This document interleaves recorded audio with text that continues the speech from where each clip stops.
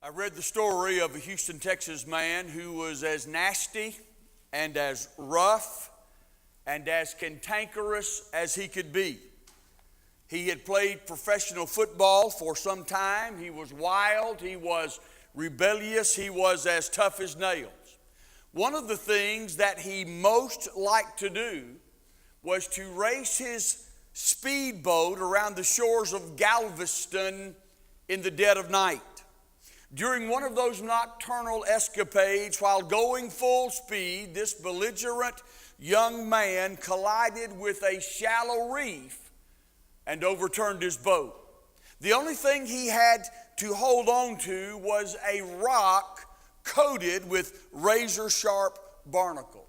And if that weren't bad enough, a storm began to blow in from the Gulf, and as the wind and the waves pounded against his body, those barnacles tore relentlessly into his flesh. Each hour to him seemed like an eternity. As more and more of his blood spilled into the water, he became increasingly fearful that ravenous sharks would somehow find their way to a tasty meal.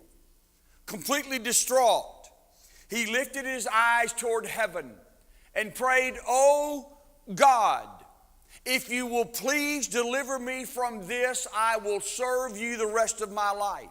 I'll make my life right. I'll do anything. I'll even preach." A short time later, deeply shaken, terribly distressed, he was found by the U.S. Coast Guard.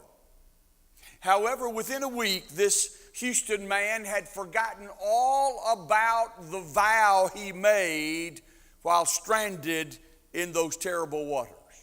In time, his body healed, but he fell back into his old ways. He would quickly turn from the mirror each morning following his shower because the scars that stretched across his chest and his abdomen were potent reminders of the promise he made to God. Several months passed. It seemed as though God had either forgotten about or overlooked or didn't care about the commitment that had been made. But then it happened. A head-on collision that by all rights should have snatched away his life. Today, a frightening scar mars his face. One of his arms has only partial use, and some of his organs are permanently damaged. But do you know what that man is doing today? He is preaching the gospel. He says, every time I shave, I'm reminded that promises made to God are to be taken seriously. 2 times, God put this man in what I call the think tank. Well, just what is a think tank? A think tank is any circumstance or any series of circumstances in which a person is compelled to reflect deeply on the meaning and the purpose and the value of life, and then consequently makes life-changing decisions and takes course-altering actions. And I say series of circumstances because for some folks it takes more than one. That, in fact, is how it happened for Jonah. The storm was not enough to reach him. That terrible wind and the raging waves and the humiliation before the crew had not been enough to change the course of his life. It could have been enough. It should have been enough. But Jonah stood firm in his resistance against God and that one thing that God asked him to do. As a result, Jonah's think tank was extended.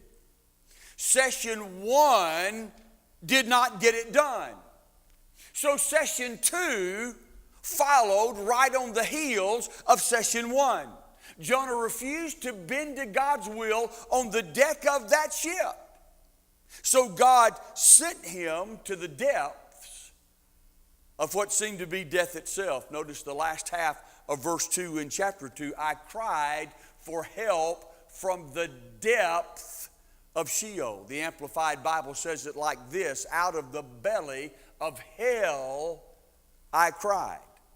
Now look at verse 3.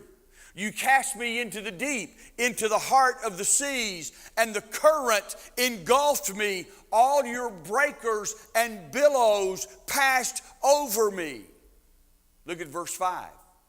Water encompassed me to the point of death. The great deep engulfed me. Weeds were wrapped around my head. The Amplified Bible says it like this: the waters encompassed me about, even to the extinction of life. The abyss surrounded me. The seaweed was wrapped around my head. We continue with verse 6. I descended to the roots of the mountains. The earth with its bars was around me forever. Imagine Jonah ensconced by utter darkness, awash in briny water and the stench of acidic juices, tossed relentlessly from side to side, moment after moment, minute after minute, hour after hour, day after day. Perhaps he crashed again and again into the giant rib cage of that divinely designed monstrous fish. Those bones had to feel like prison bars. What we are to understand is that Jonah had been encircled by the earth itself, and escape was utterly impossible. All of the poetic expressions encountered in chapter 2 illustrate for us the gravest of danger, the most difficult of distresses, and the height of horrific calamity. Jonah had been swallowed up by a think tank experience. And in that experience, he found himself entombed by circumstances that mirrored the belly of hell itself. In that experience, he felt the stabbing loneliness of a man in solitary confinement. In that experience, his spirit was crushed like a soldier's body beneath the treads of the enemy's convoy. Yet Jonah's distress had not come from the hand of an enemy. To the contrary, Jonah's distress had come from the hand of a loving God in pursuit of a runaway child. It's true that Jonah felt as though he had been expelled from the presence of God. It's true that Jonah thought he had gone beyond the reach of God. It's true that Jonah believed God was nowhere to be found. But God had been present all along. God had been present watching. God had been present waiting. God had been present hoping at each moment along the way to hear from his servant. And we discovered in chapter 1 that nothing in Jonah's story was coincidence. So it is in chapter 2. Nothing is haphazard. Each event engineered by God, each detail orchestrated by God. It was God who sent the storm. It was God who spoke through the ship's captain. It was God determining the cast of the lots. It was God evoking the inquiries of the mariners. It was God ordaining the great fish. It was God rolling the waves over Jonah's body. It was God wrapping the seaweed around Jonah's head. It was God. Far from being absent, God was there. And as Jonah looked back over his think tank experience and recorded it in his memoirs, he saw how each circumstance was used to tighten the vice one more turn. In fact, Jonah would go so far as to say that his think tank experience had been personalized just for him. Now let me show you something. You may not sit in the belly of a fish for 3 days and nights, but do not think that the pressures The events that have engulfed your life when you say no to God aren't just as God designed and just as potent as were those for Jonah.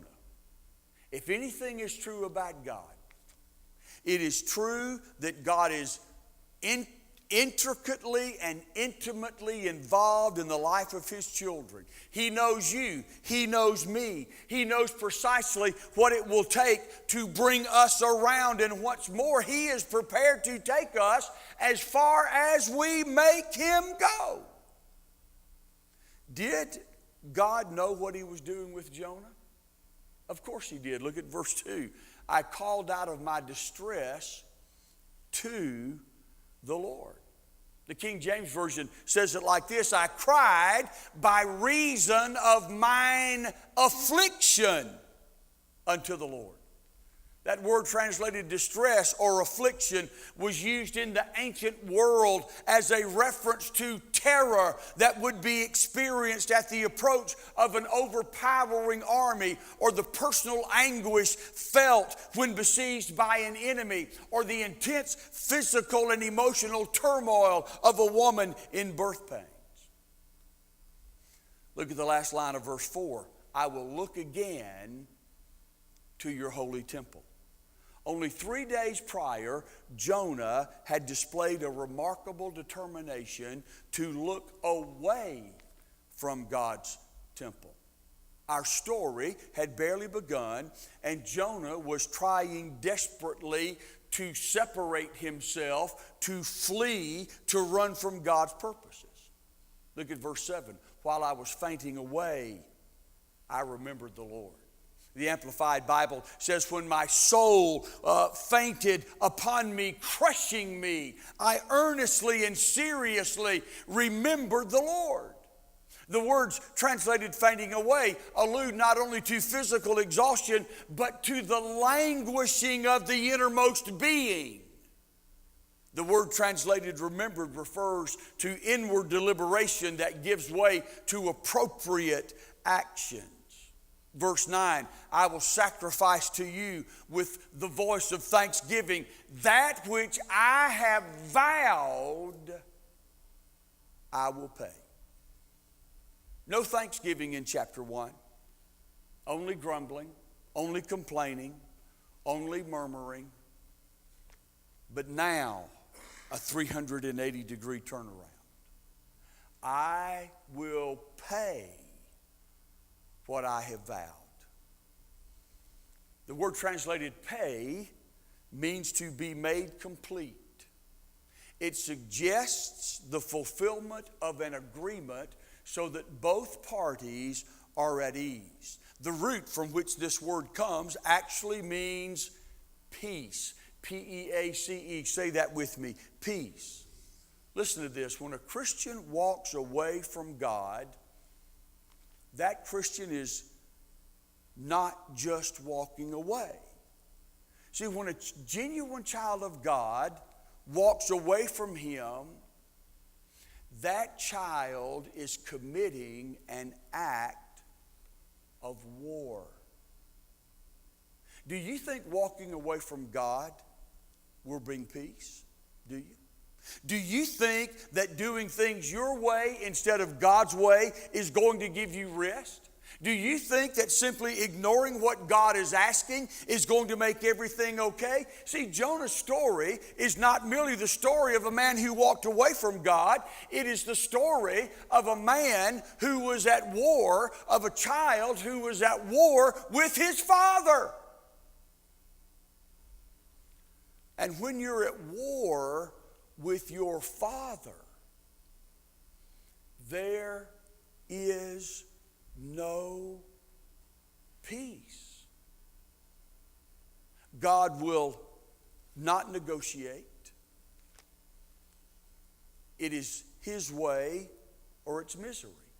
It is His way or it's anguish. It is His way or it is a wasted life. Look at verse 10. Then the Lord commanded the fish, and it vomited Jonah up onto dry land. Listen, do you know what we're looking at here? We are looking at the point of surrender, which is always a place of beauty. Now, the journey to that place had not been so beautiful, but in reality, is not any road beautiful that leads us to peace with God. More than 30 years ago, a woman named Norma Pendarvis walked into my office. I was the pastor of the Jerusalem Baptist Church in, yes, Pumpkin Center, Louisiana. I had never met this woman. I had never heard of this woman. I did not know her, had never seen her, till that moment when she walked into my office. She was in her senior years, and she had been diagnosed with an advanced stage of cancer. As you can imagine, she was frightened out of her mind, and she simply did not know what to do. In my office that day, Norma Pendarvis gave her heart and her life to Jesus Christ. And per her request, I prayed with her and asked the Lord that afternoon that He would give her at least one more year of life so that she might enjoy her grandchildren. Almost 1 year to the day later, we laid Norma's body to rest. Now, if that sounds like a tragic story, let me tell you what she said to me shortly before her death.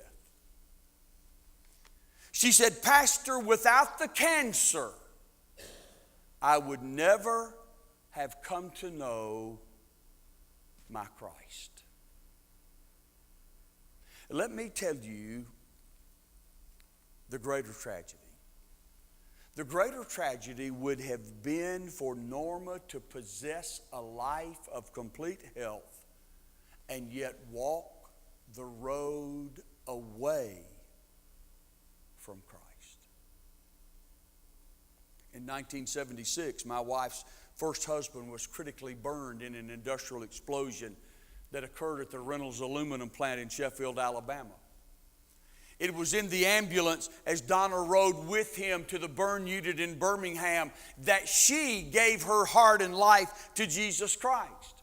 And as awful as that moment was, Donna would tell you today that the point of surrender was, in a great sense, a place of beauty for her. It redirected her entire life. What do you suppose might have happened if Jonah had not repented? Do you think God would have simply killed Jonah off? Let me tell you what I think. I think Jonah might well have remained in the belly of that fish for decades. If Jonah could have been sustained in the fish's belly for 3 days, then why not 30 days? And why not 30 years? In early 2006, law enforcement officers in Savannah, Georgia, apprehended a 76-year-old man who had keyed a beautiful new Jaguar automobile. And as he keyed that automobile, he made sure that the key cut all the way to the metal as he circled around the entire car, marring every panel. The Jag happened to belong to the lawyer who served as his wife's attorney in a nasty divorce settlement.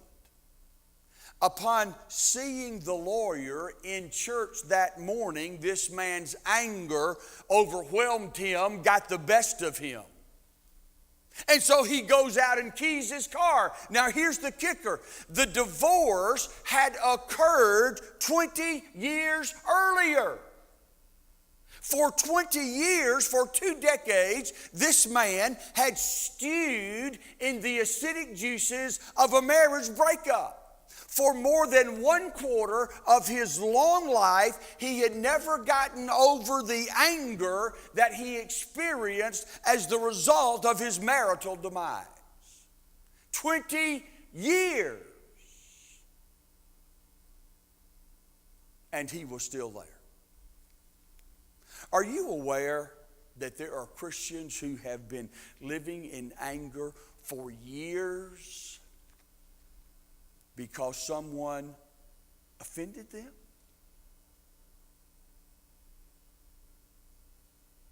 It wasn't even a marital breakup. Somebody just hurt their feelings. Somebody just angered them.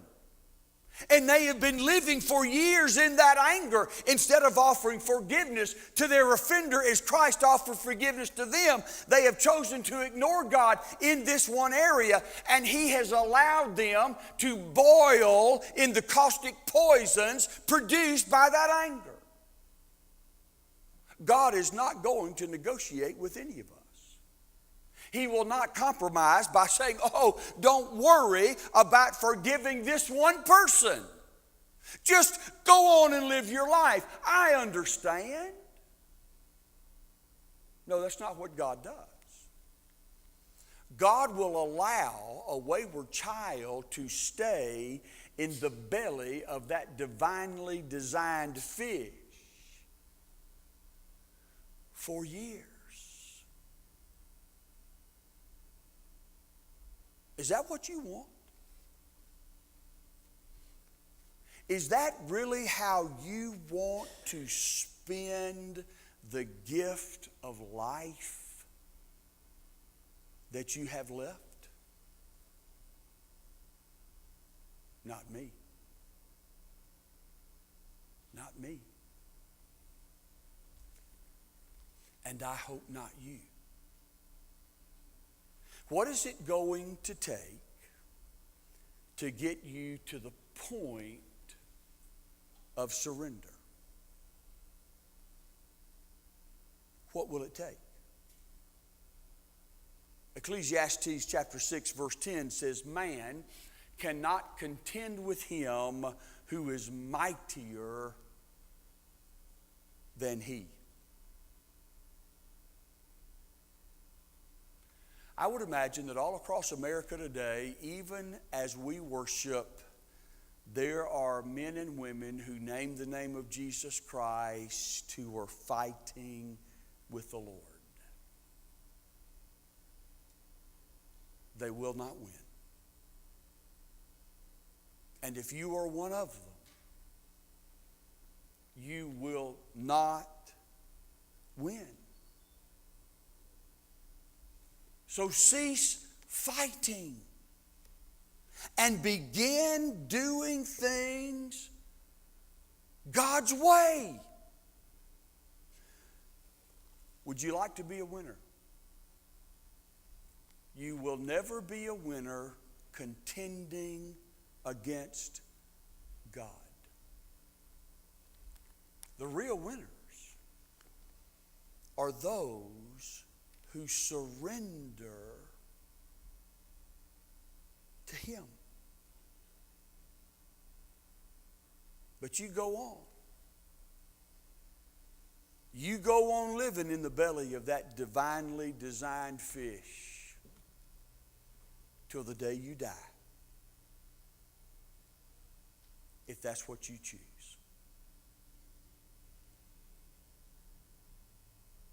Or start doing things God's way. What is that one thing He's asking you to do? Do it. Does it have to do with a relationship? Do it. Does it have to do with an attitude? Do it. Does it have to do with something financial? Just do it. I don't have any idea what it is. What God would like to do is to take that pressure off of you. And the only way that's going to happen is to stop fighting with him and just do it. If you've been in a think tank, have you thought long enough? Are you ready to come out? I hope so. You might begin by inviting Jesus Christ into your heart and life. We can help you know how to do that. In just a few moments as we sing what we call a song of invitation, you're invited to come. We'll introduce you to Jesus Christ, who will bring you a whole new reason for living, meaning and purpose. Maybe God's asking you to join right here with us at Countryside. I'd love for you to do that. Maybe the Lord just wants you to come and kneel in this altar and say, Lord, I'm so tired of doing things my way and fighting against you. I'm going to surrender that which I before had told you I would surrender. I'm going to do that one thing you're asking me to do. And walk out of here with this huge burden off your shoulders. Let's pray together.